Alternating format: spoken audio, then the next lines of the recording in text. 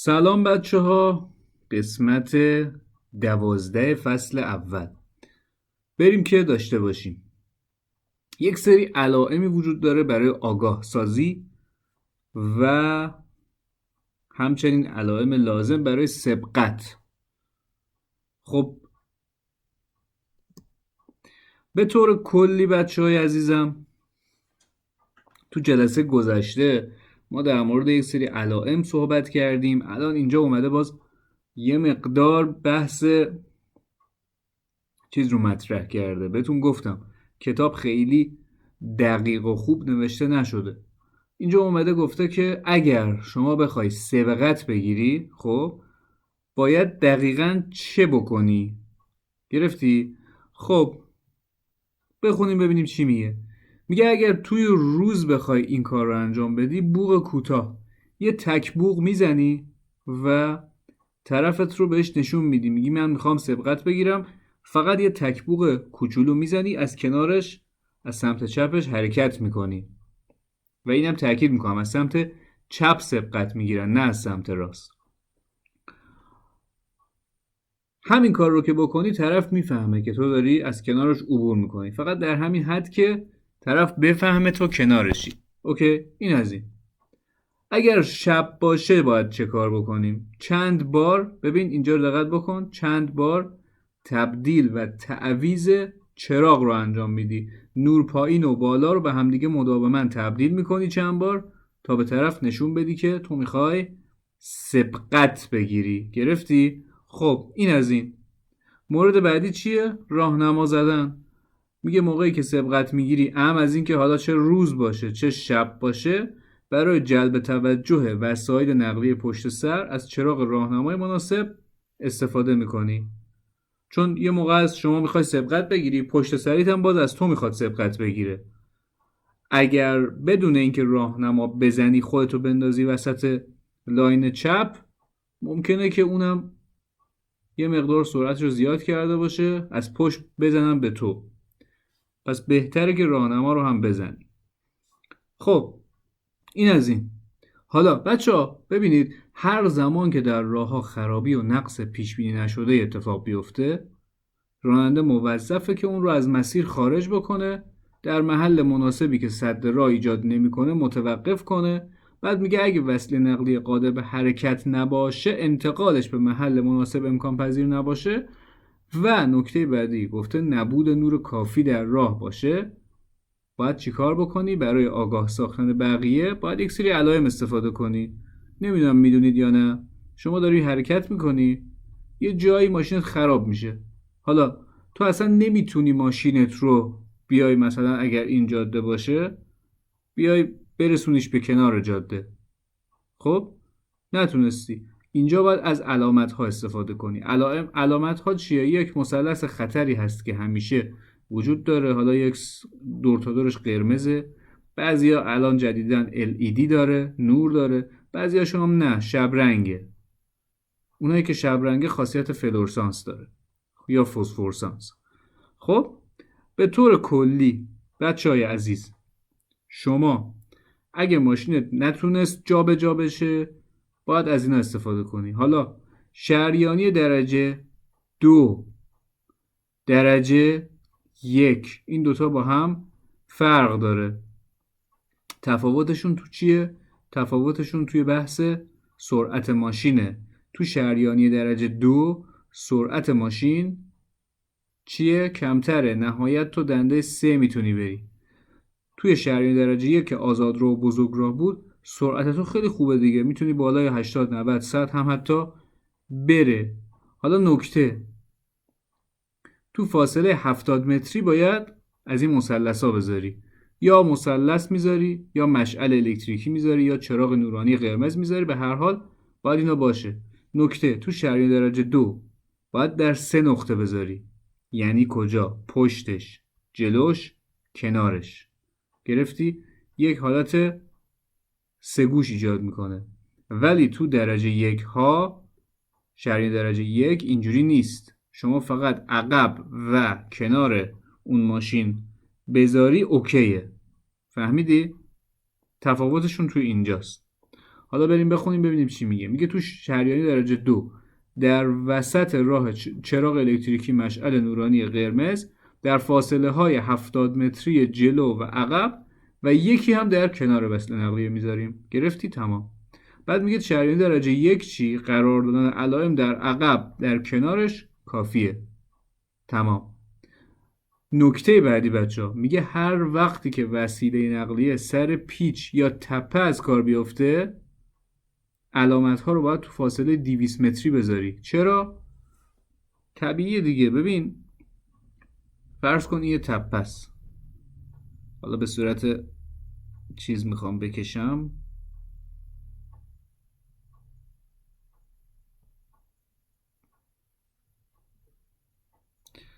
فرض کن یک جاده‌ای وجود داره، اینجوری داره میاد، سربالایی هم هست. خب تو داری از اینجا حرکت میکنی، اینجایی.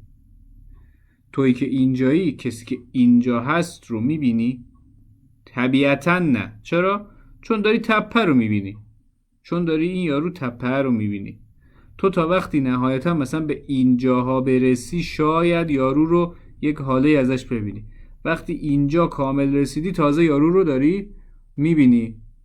به خاطر همینه تو زمان کافی باید برای دیدن این داشته باشی که بتونی عکس العمل نشون بدی.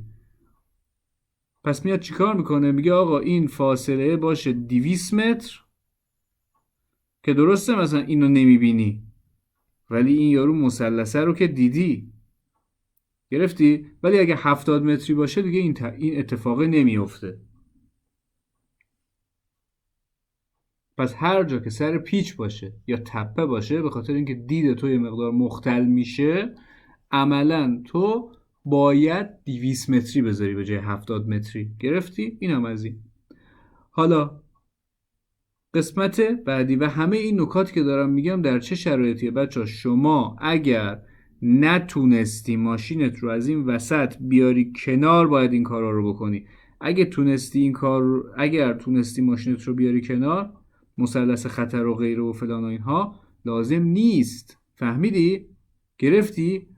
تو اینجا داری کنارش میذاری. حالا من اونجا 3 گوش کشیدم ولی شما اگه وسط باشی دیگه اینجا یه همچین حالتی داری، 4 گوش باید بچینی، چون از دو طرفت مقدار ماشین رد میشه. اگه وسط باشی هر چقدر به گوشه نزدیکتر باشی، آره این یارو میتونه حذف شه یکیشون. اینجا هم اینو دارم بهت میگم، توی طبق کتاب نوشته شده که تو اگر تونستی اینو بیاری به گوشه جاده برسونی دیگه لازم نیست، ولی من دارم بهت میگم لازمه همچنان شما اون مثلث های خطر رو بذار که ببیننت. چه بس آدم هایی که حتی تو شانه راه رفتن، ماشینم بردن تو شانه راه، بعد از پشت بهشون زدن. چرا؟ چون فکر کردن طرف سالمه. الان مشکلی که وجود داره اینه که یکی یه گوشی دست همه هست، اینستاگرام چک میکنه، یوتیوب چک میکنه، چه میدونم تیک تاک چک میکنه، هم که ماشاءالله تبدیل شدن به بلاگر و خب تصادف خیز میکنه این داستان رو. بریم قسمت بعدی. میگه هر وقت وسیله نقلیه شب باشه کنار و بیرون سطح راه توقف بکنه به طوری که کناره آن بر حاشیه سوار رو مماس باشه. وای خدای من چه جملات مزخرفی. بعد میگه نور کافی در آن محل برای تشخیص اشیا و اشخاص از فاصله 150 متری نباشه، راننده موظفه که چراغ‌های کوچک جلو، خطر عقب روشن نگه داره. اگه چراغ‌های کوچک خراب شده باشه چراغ‌های بزرگ رو با نور پایین روشن کنه. ببین کل حرفش اینه، میگه آقا شما کنار یه جاده ماشین خراب شده اینجا موندی، این از این. چجوری؟ به سمت نگاه کن، این بردیش کنار، اگه شانه راه داشت تونستی بیاریش تو شانه راه که چه بهتر، اگه نه سمت رانندش. خب حالا یه سری از ماشین ها هستن که سمت چپه، یه سری هستن سمت راست فرمونش، اینو کاری نداریم، ولی کلیت حرف اون چیزی که توی ایران رواج داره. میگم آقا دوتا چرخش تو حاشیه سوار روه در امتداد اونجاست، مماسه بهشون. این از این. من باید چیکار بکنم؟ طبق چیزی که گفته چراغ کوچیکامو باید روشن کنم. این از این. چراغ خطرهای عقبمو باید روشن کنم. اینم از این. تموم شد رفت. فهمیدی؟ این کل حرفش بود. کی؟ زمانی که شب باشه. کی؟ زمانی که نور کافی از 150 متری نباشه که تو بتونی تشخیص بدی. تموم شد رفت. حالا گفته اگر هم چراغ کوچیکاش، چراغای جانبی منظورشه، چراغ کوچیکای جلوش خراب بود، تو بیا چراغ بزرگ رو روشن کن، نورش پایین باشه، نور پایین. تمام. چرا نور بالا نه؟ نور بالا چون فاصله طولانی رو روشن میکنه، ممکنه چشم کسی که از روبرو میاد رو بزنه، به خاطر این. بریم قسمت بعدی. میگه هرگاه وسیله نقلیه در راهها از کار بیفته به خاطر روشنایی کافی احتیاجی به استفاده از چراغ یا مشعل نباشه، راننده باید در وسط جاده مثلث شبرنگ متساوی الاضلاع دارای زمینه سفید یا زرد با حاشیه قرمز از نوع علامت احتیاط، ابعادش حداقل 30 سانتی متر تو فاصله 70 متری جلو و عقب به نحوی که قابل دیدن باشه بذاره. گرفتی؟ این بچه مثلث خطر رو کی میذاری؟ زمانی که نور برای تشخیص وجود داشته باشه. و بعد جزئیاتی هم که گفته باید حتما باشه. زمینش سفید باشه، حاشیه‌اش یا سفید باشه یا زرد، یعنی این تیکه منظورش اینجاست. این باید سفید یا زرد باشه، دورش حاشیه‌اش باید قرمز باشه. اگر نور داشت چه بهتر، اگه نداشت شبرنگ. حداقل باید 30 سانتی متر باشه و بعد گفتیم 70 متری جلو و عقب میذاری. کی؟ موقعی که روشنایی کافی باشه. موقعی که روشنایی کافی نباشه تو از چراغ الکتریکی یا مشعل نورانی قرمز استفاده میکنی. فهمیدی؟ اینم از این.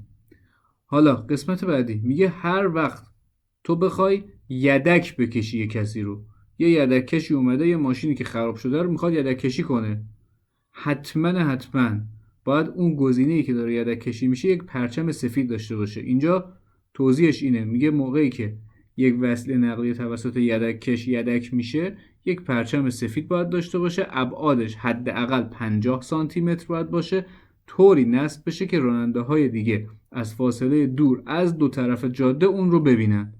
فهمیدی؟ منظورش چی از دو طرف جاده؟ تو این یه جاده است دیگه، یکی از این ور میاد یکی از این ور میاد، تو مثلا اینجایی یه دونه پرچم سفید میزنی ابعادش 50 سانتی متر که به بقیه نشون بدی آقا این یارو داره یدک کشی میشه توسط یک کسی. فهمیدی؟ اینم از این. حالا یه نکته اینجا گفته، میگه وسایلی که یدک میشن باید به گونه‌ای بسته شده باشن. این خیلی مهمه بچه‌ها.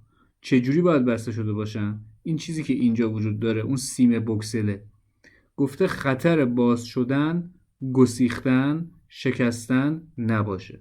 خب این از این.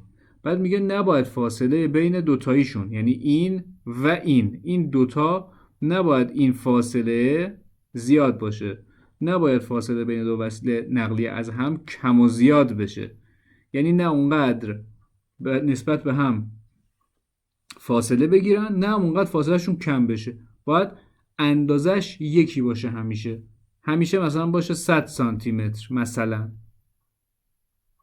حالا این 100 اگر بشه 100 و مثلا 5 سانتی متر، منظورش این نیستش که دیگه این اشتباهه، نه 105 110 اینها اوکیه. یه دفعه مثلا 100ش اگر بشه 200 سانتی متر، اینجا دیگه مشکل داره بستنشون. بعد میگه هر وسیله نقلیه که کشیده میشه باید یک راننده دارای پروانه مجاز اون رو هدایت کنه. منظورش چیه؟ آقا این وسیله الان داره کشیده میشه، یک راننده باید اینجا باشه. نکته مهم بچه‌ها، این شکلی که اینجا دارید میبینید اشتباه نیست ها، یعنی با توجه به این چیزی که اینجا وجود داره نمیشه این متن رو نمیشه باش تطبیق داد. این باید جلوی ماشین به همین راستا باشه، خب که بعد اینو بگیم درسته. وقتی این داره یدک میشه جلوی ماشین اگر به همین سمت باشه، حالا باید یک کسی که فرمون بلده هدایت بکنه بشینه پشت فرمان که اتفاقی نیفته. فهمیدی؟ این که الان دیگه اصلا مشخصه، دقت بکن. 2 چرخ گذاشته زیر محورش، هر سمتی بخواد بره میره. بعد میگه البته وسیله نقلیه‌ای که توسط جر ثقیل یک محور یا محورهای آن از زمین جدا شده باشه الزامی برای داشتن راننده وجود نداره. مثل همین چیزی که الان اینجا داری میبینی.